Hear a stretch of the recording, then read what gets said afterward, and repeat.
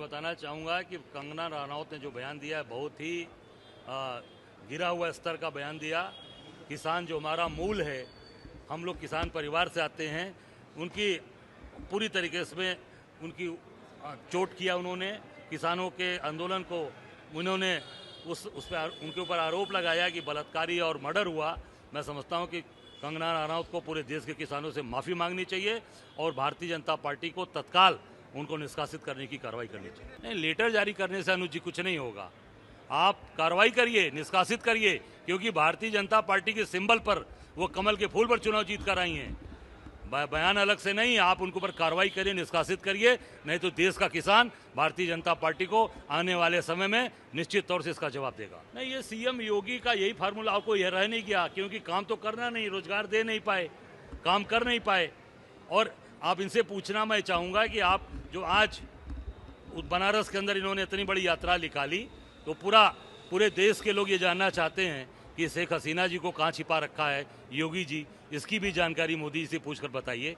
असलियत जनता के सामने आना चाहिए, जनता जाने। और इनको पूरी तरीके से ये बड़ी बड़ी बात बोलते हैं पर असलियत पर नहीं आते। नहीं, निश्चित तौर से जो भी इसमें शामिल है उसके खिलाफ कठोरतम कार्रवाई होनी चाहिए, चाहे किसी प्रदेश के अंदर हो, चाहे बंगाल हो, चाहे बिहार हो, चाहे यूपी हो, चाहे अभी फर्रुखाबाद की घटना हो, चाहे अयोध्या की घटना घटी हो, चाहे वो आगरा की घटना हो, जहाँ भी घटना है कठोरतम कार्रवाई होनी चाहिए। आइए, आपने बहुत ही अच्छा सवाल किया कि आप देख सकते हैं कि हमारे छत्रपति शिवाजी महाराज जो गौरव के प्रतीक हैं हमारे देश के लिए, हमारे राष्ट्र के लिए, उनकी 35 फुट की मूर्ति गिर गई।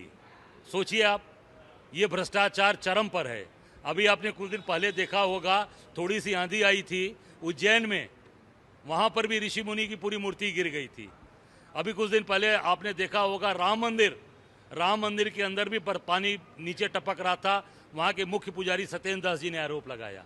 एयरपोर्ट, लगातार कई एयरपोर्ट गिर गए और मैं समझता हूँ किसी भी संस्था पर कोई कार्रवाई नहीं हुई, किसी भी संस्था के लोगों को जेल नहीं भेजा गया।